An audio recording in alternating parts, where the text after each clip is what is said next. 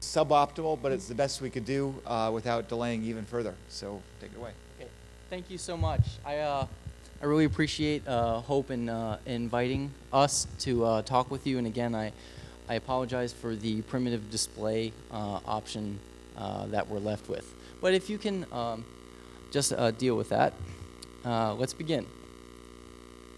Okay, this is my partner in crime, Peter Leung. He runs the cryptomail.org organizational aspect of it. I'm more or less the technical lead. Okay, it's Saturday morning, 9 a.m., and look at all the technical difficulties we have. Did you guys sleep? I didn't. Thanks for being here, okay, because it takes an extended effort to get up this early. Okay. Okay, we're going to talk about some of the problems that CryptoMail tries to solve, some of our missions and objectives. We can't go through a program demonstration, unfortunately, because things are just simply AFU.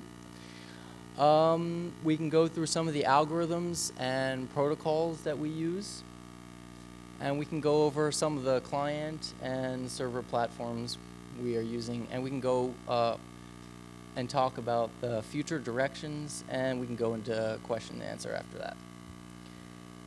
Okay, thinking. Okay, why is encrypted email important?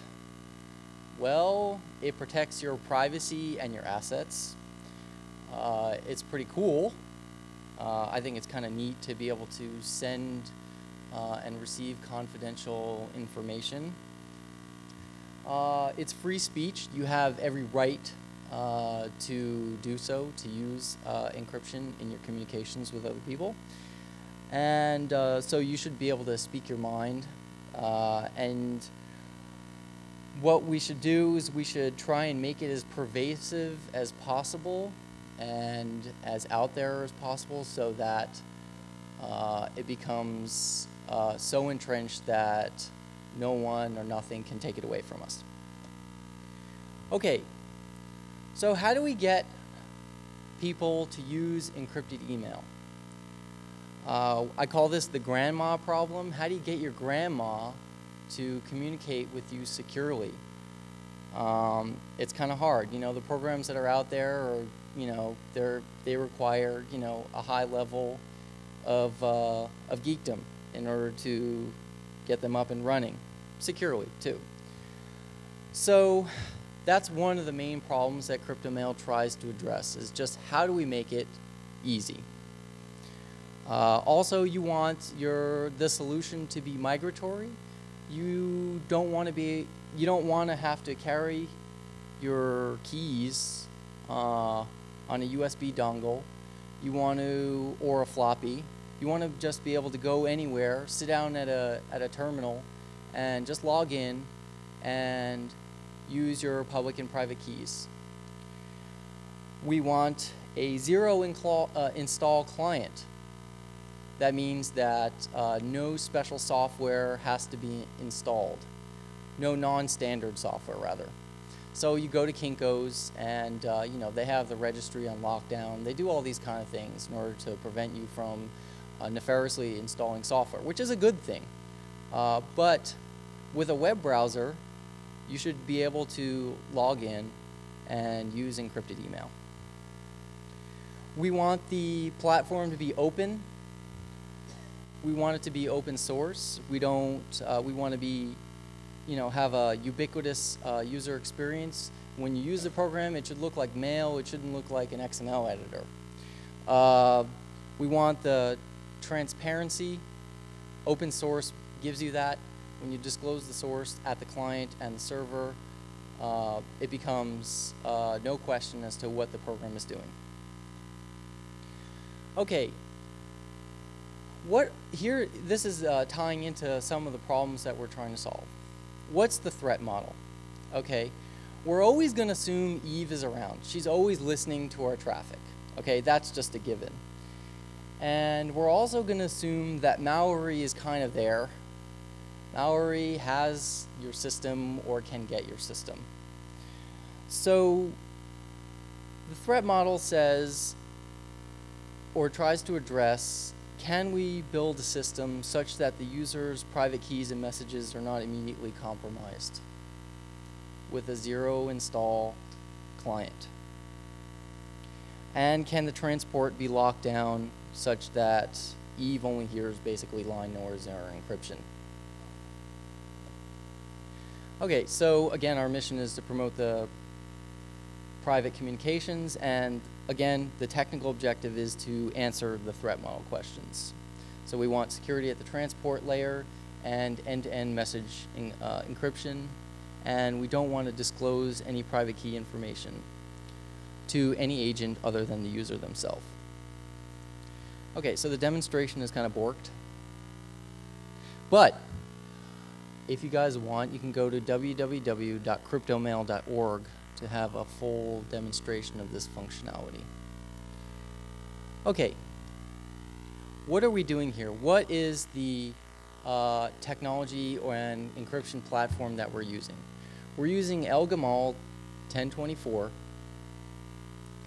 And I have a note here that says RSA is good, but at the time when I was writing this in 99, early 2000, RSA was still encumbered, so I couldn't use it. Although technically I could have started using it, and then all of a sudden the patent expires, and then everything would be hunky-dory. But things as they were, I released it as is with ElGamal. GPG uses ElGamal as well as a default ASIM. The Symmetric Cipher. For symmetric ciphers, we use Blowfish. It's a great unencumbered public domain cipher. Really strong, 128-bit. It's good stuff. The protocols. We have Secure XML Message Access Protocol, SEXMAP, and XMAP. XMAP is something like IMAP, but in XML.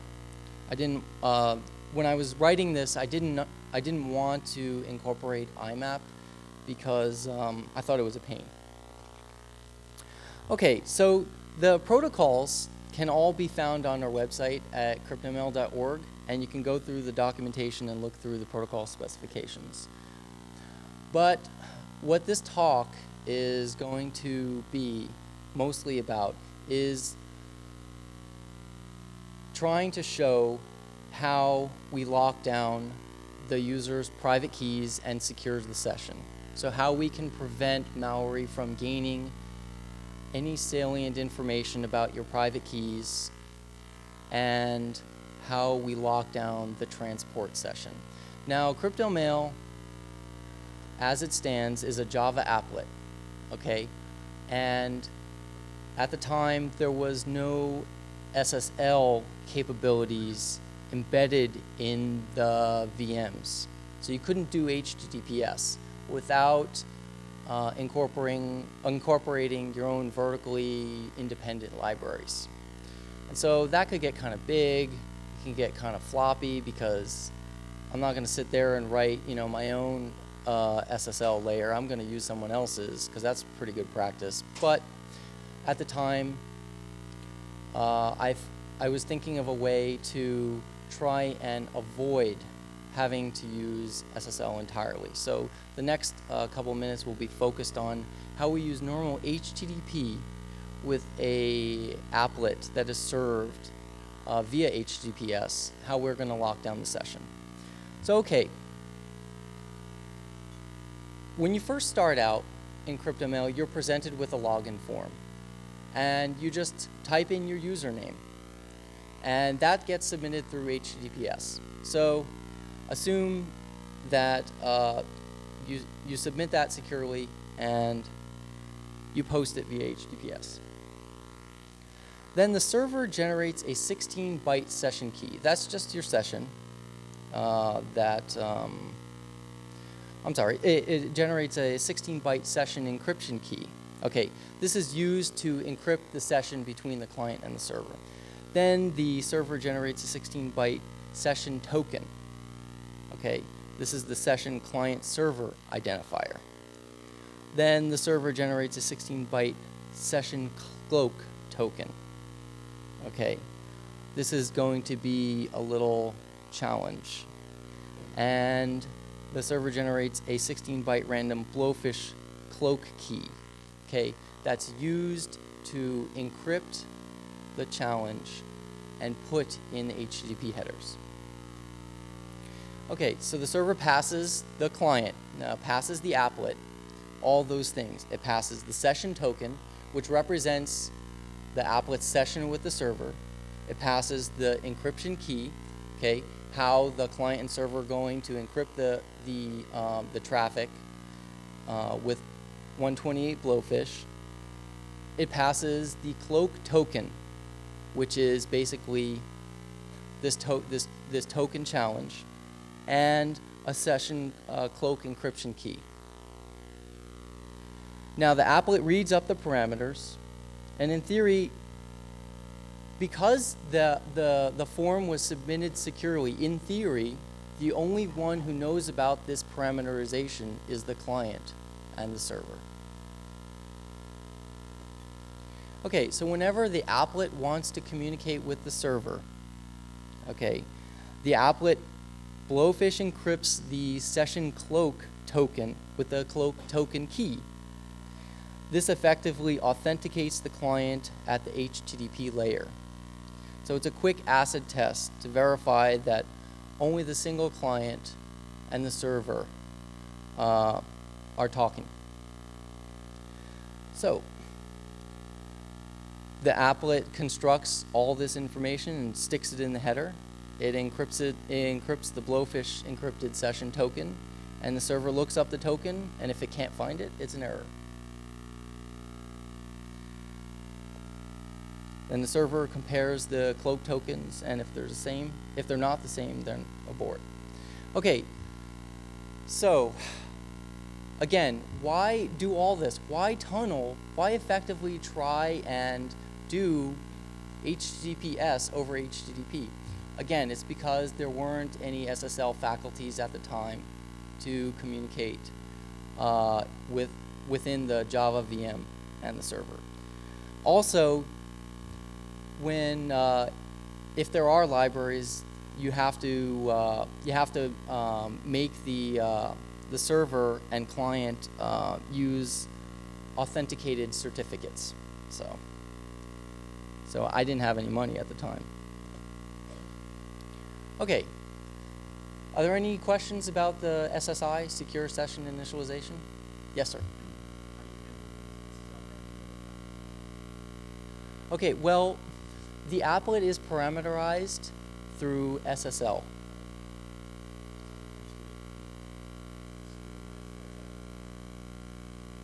Yes, there's, well, okay. My assumption is that no one could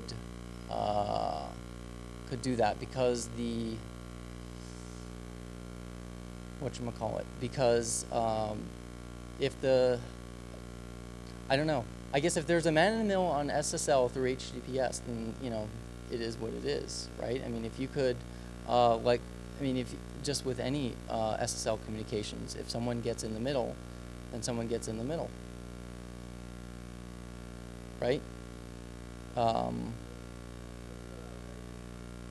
Yeah, on SSL. Yeah. Yeah. Mm-hmm.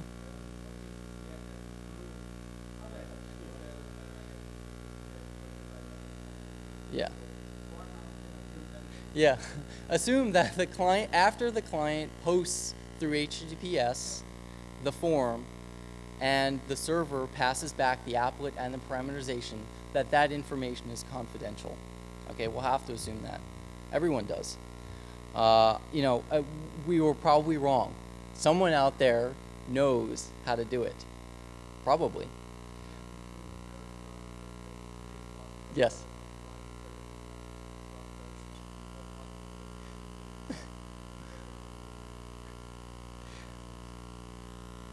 Any other questions regarding SSI? Yes, sir. Okay, right now they last 30 minutes. Yes.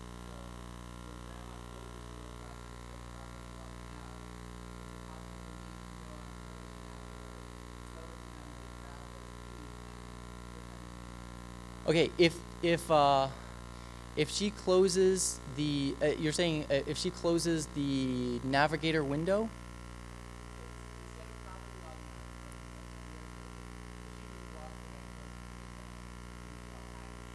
Okay, if she closes the window, it'll send the applet will be sent a message. I think it's basically an on destroy meme, okay? And on destroy, it automatically logs you out. Whether that's conformant Java VM behavior across all platforms is as good a guess as anyone's. But we'll have to assume that all relatively new VMs are compliant. Yes. Yes, sir. Yes, you.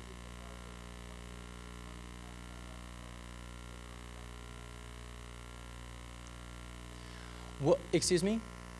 Oh, okay. It's in the Java VM. So when the Java VM goes poof, basically, if the Java VM cleans up its memory, then everything should be fine. I'm sorry, I will have to defer all responsibility, for the behavior of VMs. It's one of the toughest things. It's really hard because all the software is laid on top of each other. So if the VM doesn't clean up after you close it and you can go in there and take a peek at it, that's a distinct possibility, but yet that's the reality we live with other systems. While in memory, no. It's all in the VM. Yes, that is a possibility, but I do not make that effort. We're going to assume that the client machine that grandma is using is exactly not loaded with Spire. It's a really big assumption these days, okay? And it's not a huge reality, but we're just gonna assume that there's nothing terribly malicious against CryptoMail, but it's entirely possible.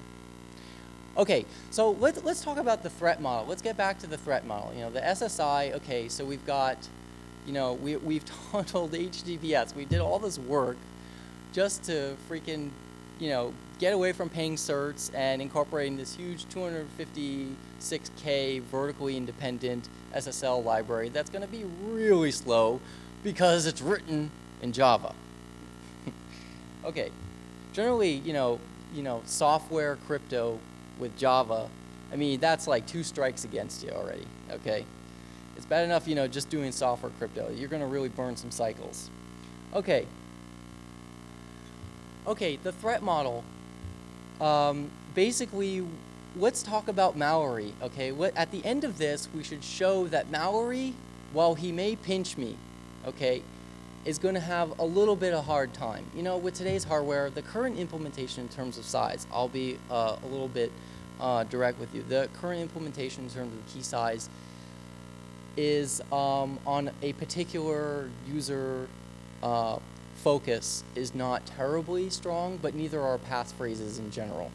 So if you read the passphrase FAQ, it says basically passphrases are, they're basically useless because the search domain is for basically today's hardware is pretty small.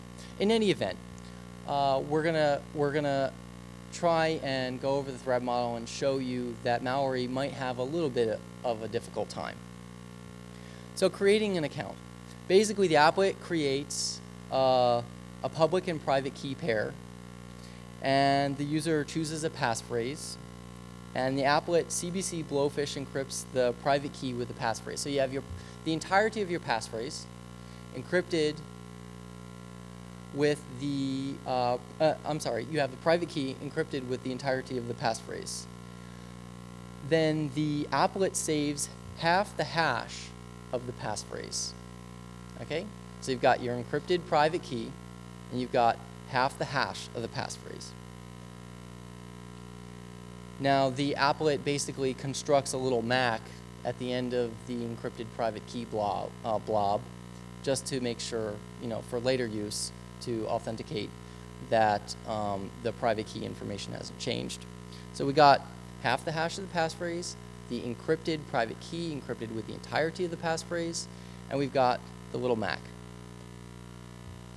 Now the applet sends the message, new account, with the public key, the encrypted private key, that's encrypted with the entirety of the passphrase, half the hash of the passphrase, and the encrypted hash of the passphrase. So basically it goes through SSI before it sends that, and it just sends the new account. And then, does anyone remember the web lore from Maher? That, what was it, Turkish guy or something, I don't know. He was like, he wrote this cheesy GeoCities web page, and it said, "I kiss you." You don't remember that? "Welcome to my site, I kiss you." Okay, well this was around that time, and I was making the protocol, so this is an ode to him. It made Wired and all this other stuff. Okay, so what do we have on the server? We've got the encrypted private key, encrypted with the entirety of the passphrase. We've got the public key. Okay, everyone can have each other's public keys without any problem, right? I'll assume that. And we've got the MAC of the private key. Now what happens when you try to log in? Okay, so the client wants its private key information, right? It wants to send and receive end-to-end encrypted messages. So basically what happens is the applet requests a passphrase. Then the applet SHA-1s and saves half of those bits. Okay? And then it logs in with half the hash of the passphrase. So basically, we set up all the HTTP headers for SSI, Secure Session Initialization, and the applet sends the payload. Then the server compares half the hash of the passphrase, and if it's successful, it sends the encrypted private key and the encrypted hash of the private key. So half the hash of the passphrase is stored, encrypted again, basically as a password. Okay.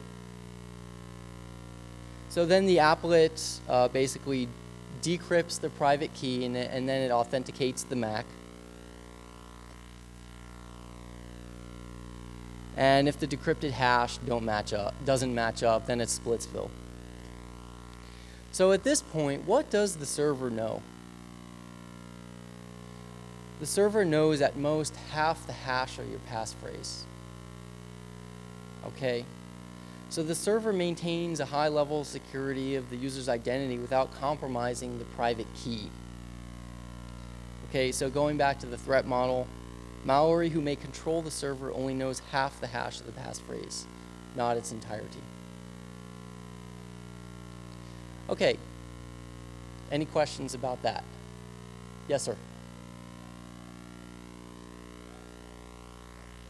I think it's the first half. Yes, yes, absolutely. See, that would be a concern if it took a random number of bytes the first time, or the second time. Then someone listening passively could determine the entirety. Could get the whole hash of it, and so that's certainly not good.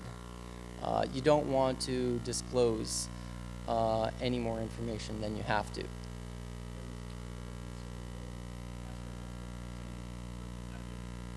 No, all encryption and decryption is done on a signed Java applet. Okay, let's talk about this. Mallory has gotten your machine.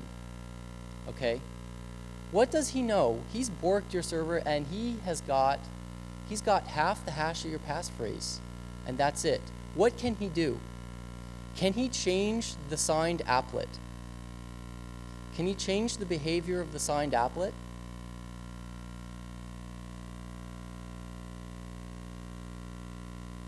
It's basically the SSL problem, right? I mean, you've got this encrypted, you've got this applet that's signed by a trusted root authority, which CryptoMail is not, okay? But let's just assume, let's assume that, you know, these are not poison certs, okay? And that these are good certs, okay? And I bought my VeriSign certificate, and they verified me through Dun & Bradstreet, and I signed it, okay? Could someone change my, someone replace my binary and still have it come up with the correct information? And I don't think so, because I keep the private key for encrypting or signing the applet offline. Those keys aren't even there.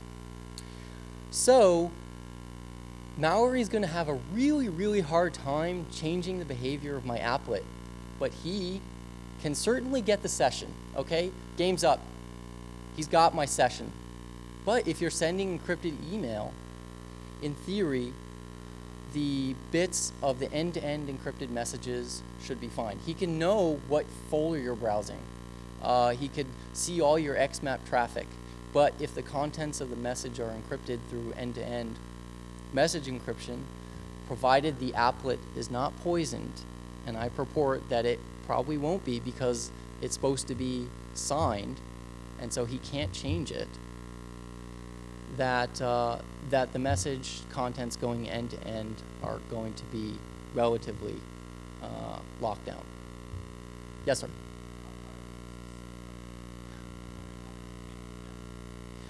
Okay, it's a long story.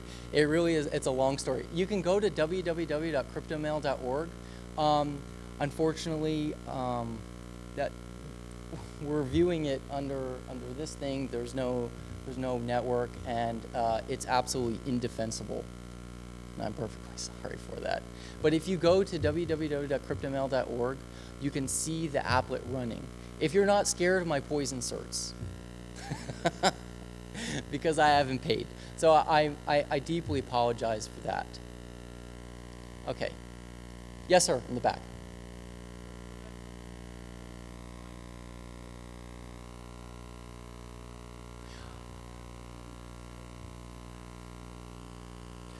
That is an attack. Yes. Yes.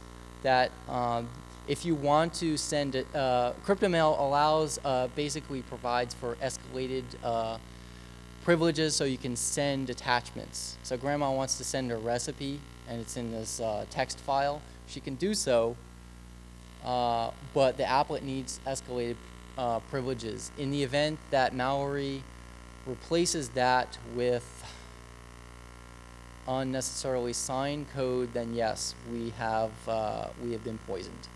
Indeed. Okay. Okay. So XMAP, XML Message Access Protocol. You know, it's just a my silly substitute for IMAP. It's nice XML. You know, James Clark wrote a great XML parser, XPAT. It's like butter to develop with it. Okay. If you want to do any kind of protocol development with XML, XPAT's the way to go. So you guys can take a look at that. So basically, we're going to talk about the client platform. It's a Java applet. It uses HTTP POST.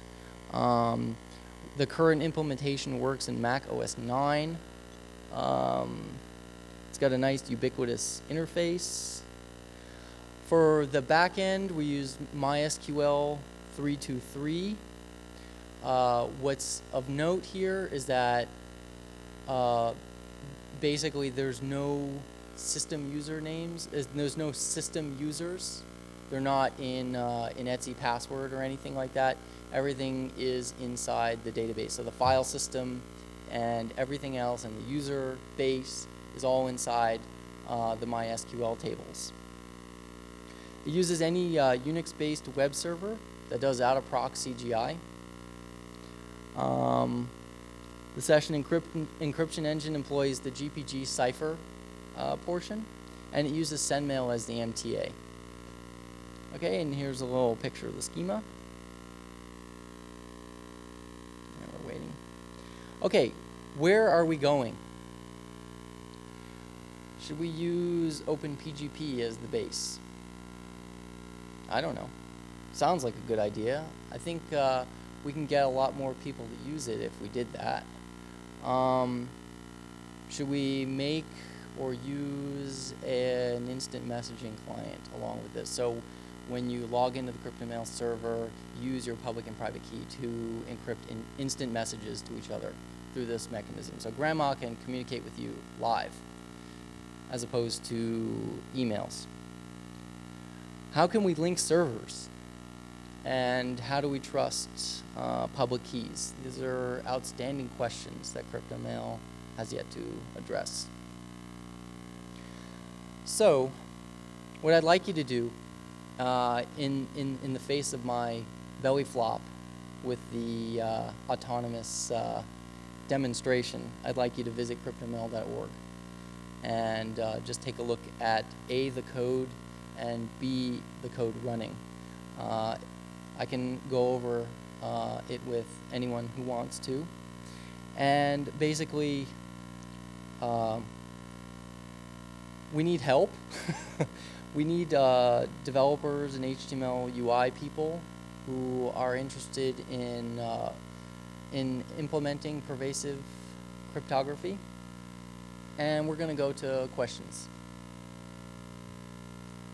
Yes, sir. Yes.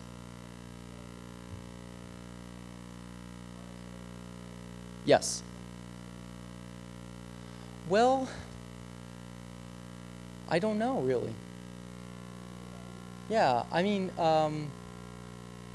you know, the reason why I chose El Gamal is simply because it was unencumbered. Okay? Yeah, at the time I was writing it, basically RSA had a patent out on it at the exact time I was writing it. Now, had I waited 3 months before deployment, sure. I could have used RSA without any kind of encumberment whatsoever because the patent expired. But if we look at what other people are doing, GPG uses El Gamal as a default, so I would say, you know, it's pretty good. It's good stuff.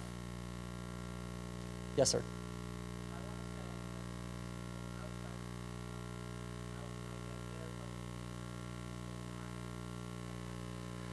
Okay. That was one of the areas of exploration that CryptoMail has yet to, go through. But in theory, if CryptoMail used PGP as the mechanism for message encryption and end-to-end encryption, then I guess we could use PGP keys. Yes? Uh-huh.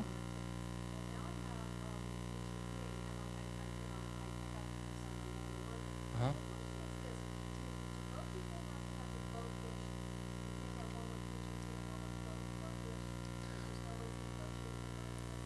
Well, okay. I don't know necessarily the exact program you're talking about. I guess I'm assuming Blowfish is a encryption.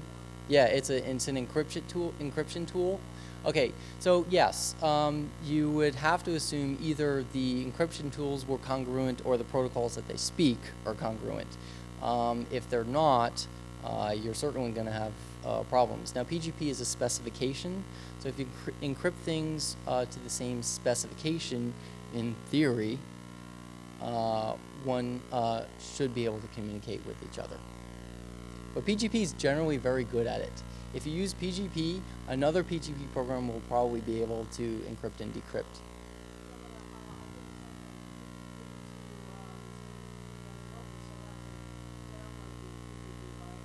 Yeah, you can get PGP from a number of sources. If you're using Unix or a Unis rather, GPG works extremely well, and that's at GNU Privacy Guard, GNUPG.org, GNUPG.org. Yes, sir.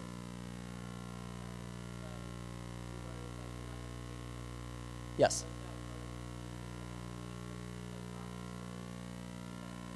You know, I really haven't tried it. Maybe I can get some data points. I would like to try it. That's a very interesting question. But yeah, adding anonymity to the picture is certainly something of value. Yes. Yes, sir. Key revocations. Basically, I don't. Right now, cryptomail.org does not, in its current format, does not support that. Yes, sir. Yes.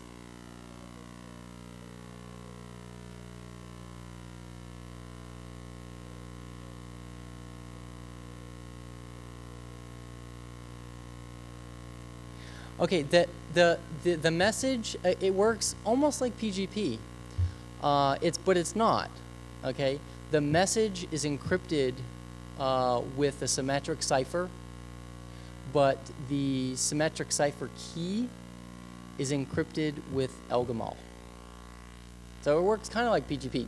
I mean, it would be very foolish of me to encrypt the whole message with asymmetric cipher. So we use a symmetric cipher for the message contents, the message key. We use asymmetric encryption.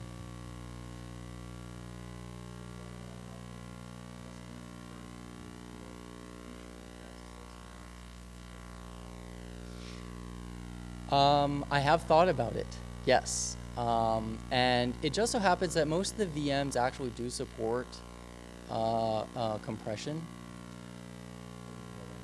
Yes. Yeah. But in working towards my goal towards a more standard message format, I think that that might be taken care of in some other way, yeah. I mean, if I were to go to OpenPGP, then yeah, I think that's part of what the PGP guys do, is they usually compress first, depending upon the message size. I mean, it depends on your implementation. I've seen some that don't compress, but I've seen some that compress based on the size of the message. Any other questions? Okay. Thank you so much for your time. I'm sorry that I didn't get to give you a demo and it was kind of floppy. So thank you very much for your time. I really appreciate it.